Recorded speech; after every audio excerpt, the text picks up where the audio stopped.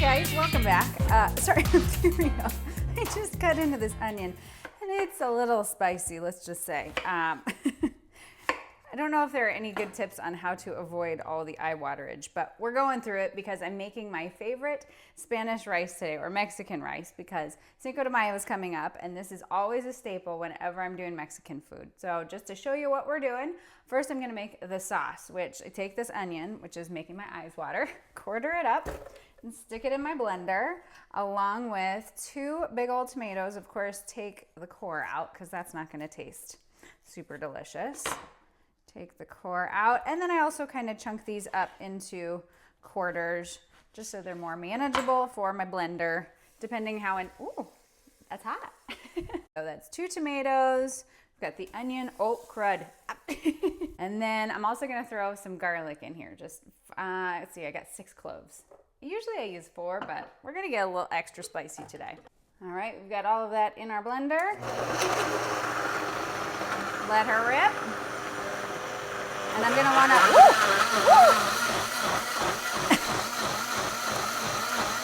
that thing works.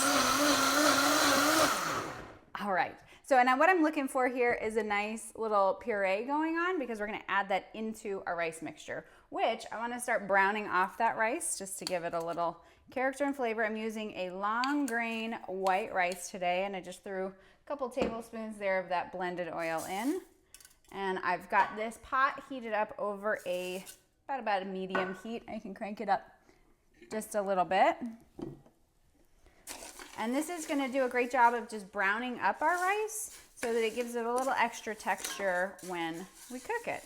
And this is one of those dishes, I adapted this from America's Test Kitchen. They have a great cookbook and of course plenty of great recipes, but I add just a couple little extra fun elements to my version, which you'll see here in a minute. So we've got our sauce, I've got the rice browning off, and I'm gonna add a little jalapeno. Of course, if you don't like jalapenos and spicy is not your game, you can absolutely omit this jalapeno, but you could do a bell pepper instead, or some other kind of mild pepper, but of course I like the little bite that we get from our jalapeno. Make sure not to touch your eyeballs after you're deveining and pulling the seeds out, because really all the spicy is not actually in the seeds, it's in the ribs. So this part that I'm touching with my fingers right now is where all the spices and the heat and the capsaicin is encapsulated. So that's what makes hot peppers so spicy. And then I'm just gonna do a little dice on these while this is warming up. And these little jalapenos do a great job of just adding some extra color.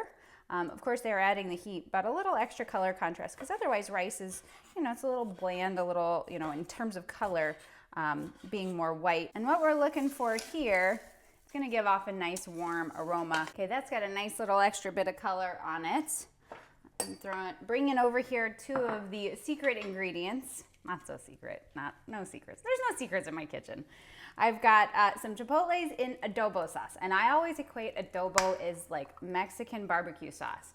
It's got that same sort of sweet, smoky thing going on that you find in most barbecue sauces, but it does pack a bit of heat. So if you are not a spice fan, just double the amount of tomato paste in this case. But if you like spice like me, you can usually find this at your grocery store. There's like the whole little, chipotle pods in there. So I'm gonna go ahead and pull a couple of those out so that I can mince them up. Oh, actually these are pre-chopped.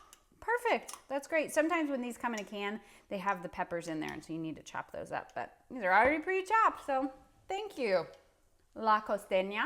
So now that we've got some great color on there, I am gonna take that mixture we made here just a little bit ago, and this is the fun part. Woo! I don't know, you know me, I geek out on the sounds that the food makes. Woo! All right, woo, and then you clear the decks and try not to get shot. All right, you saw it was bubbling up there, that was a little dangerous. Glad there were no little faces in here helping me out today. Okay, I'm gonna, woo! Woo, and that onion.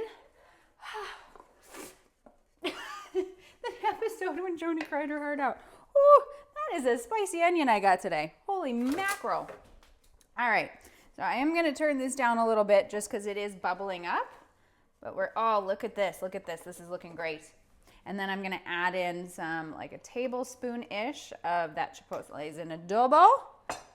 And then I'm gonna add in about a tablespoon of tomato paste. And then we just stir this all around and add the very final touch. We need some extra liquid because we want to make sure to cook up all of that rice so that it's soft enough. And we're adding in 2 cups of some chicken broth, which I just made with a bouillon cube, so nothing too fancy. All right, so then we want to take this off the heat. I have preheated the oven to 350 degrees.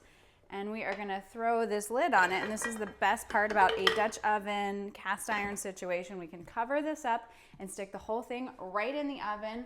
And I'm gonna let that cook off for about 15 minutes. And then I'm gonna flip all the rice around and kind of mix it because some of that sauce will sort of pull up to the top. I wanna reincorporate it after about 15 minutes and then bake off for about another 15 to 20 until that rice is fully cooked. And then we're gonna see the final result.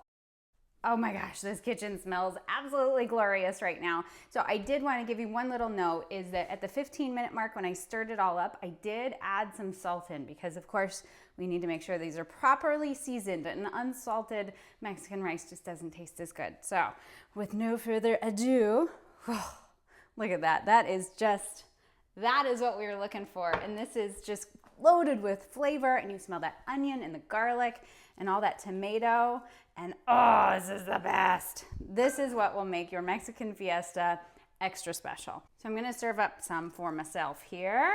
It's almost like paella because a little bit of it kind of gets burned on the sides, which I enjoy. And you can tell this is extra hot. You can just see all that steam flying up off there. And then I just like to serve it with a little side of lime because that gives a nice little extra bit of bite there.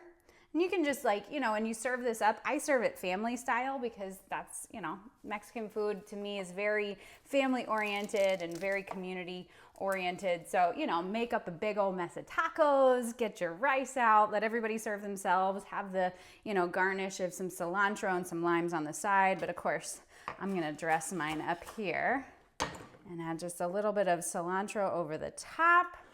And this is Mexican rice, you guys. For real. It is infused with so much flavor. Let's not try to burn myself, right? That is what I call Mexican rice. Perfectly infused with tons of flavor, garlic, the chipotle and that adobo really kind of sings through for a nice smoky note, but a great accompaniment to tacos or maybe even my carnitas. I will be putting up an enchilada recipe here pretty soon and a tres leches cake, so you can have yourself an all-out fiesta and a fabulous Cinco de Mayo. So thank you for stopping by my kitchen, and be sure to subscribe, give me a thumbs up, and with that, stay out of trouble. I'll see you soon. Bye.